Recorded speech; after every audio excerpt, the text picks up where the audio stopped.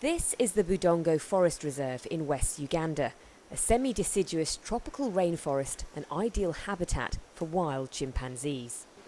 It's estimated there could be around 700 of them in this area. But even in this protected forest, their safety is still jeopardised by a hidden threat: snares. Snare laying by hunters is one of the biggest problems facing conservationists all over Africa. The traps are laid to catch wild game, bushmeat as it's known locally. The snares are very difficult to spot in the undergrowth, which is why so many chimpanzees get caught by accident and suffer serious limb injuries. Majority of the people around here hunt for domestic consumption, so feeding their families around Christmas time when they can't buy meat for their families, so they go into the forest and hunt. But there's a smaller group that hunts for sale, commercial purposes. This is Zig, a young male.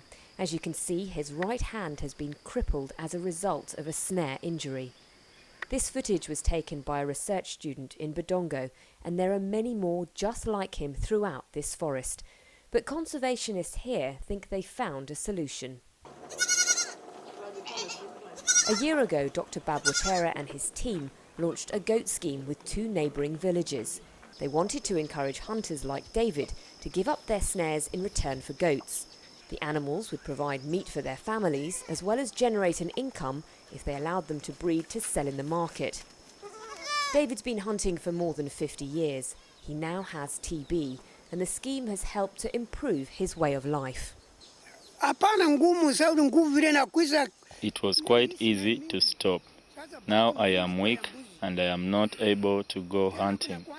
I need more support to look after the goats. When he was hunting and laying snares, did he ever think about the consequence that happens to chimpanzees?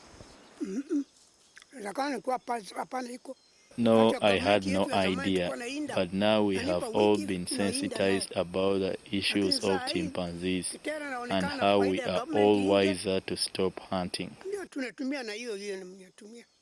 Behind me, this magnificent tree is called Ficus macuso, and in English it means fig tree. It's not fruiting at the moment, so it's not in season, and chimps are particularly partial to this fruit. This tree can grow up to 60 metres high. It's incredibly tall, which means it provides really good shade for the rest of the forest. And it's shade that chimpanzees seek out on the ground when it gets too hot, but walking on the ground has its risks. Every day, snare removal teams enter the forest of Budongo to dismantle and confiscate any wire snares they find. I followed one team into 2 separate areas. Find anything? No, it's a part of a data. Initially, before we started this project, we were recovering about 240 snares per month. And that's in an area of less than 5% of the area that we patrol. But once we started the goat project, we've dropped down to around about 5 snares per month. That's fantastic. And we think the 5 is probably the remnants. We don't think they're putting in more. We think the numbers have really come down because of the support that they've received. So this is a second part of the forest. It's about 5 kilometres from where we were originally, and we have a better chance of finding snares here because hunters haven't been involved in the snare removal project. It's been about 20 minutes and we've already found a snare.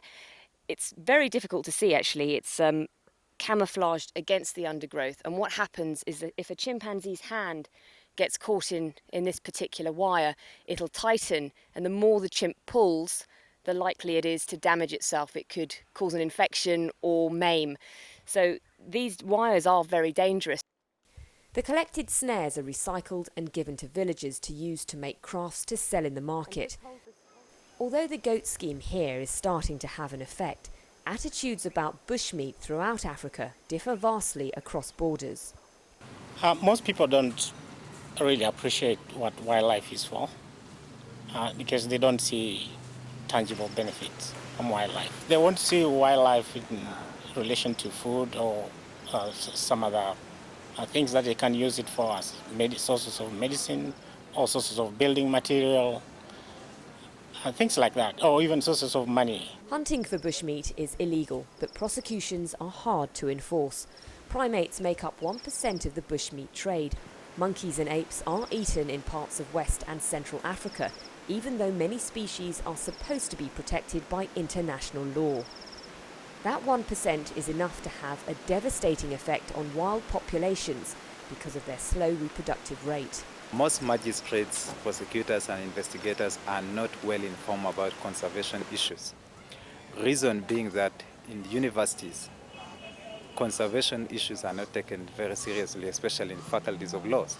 It's quite surprising to me to hear that wildlife isn't considered an environmental issue. Yes, whenever we go to court with bags of meat, the magistrates and prosecutors would say, "You are wasting a lot of time denying people food. After disposing of this case, why don't you give this food back to people?" Conservationists all over Uganda are actively trying to educate local people about the value of wildlife and the forests in which they live. Budongo has already lost a large part of its mahogany trees through the lucrative logging trade in the last 50 years. There are 18 villages surrounding Budongo Forest, and so far the goat scheme is only running in 2 of those. Dr. Babwatera is cautious about hailing the project a success, but believes if it can run just as well in another 4, it could become a model that other villages may be able to follow. And that change in attitude could make a real difference to the lives of future generations of chimpanzees here in Africa.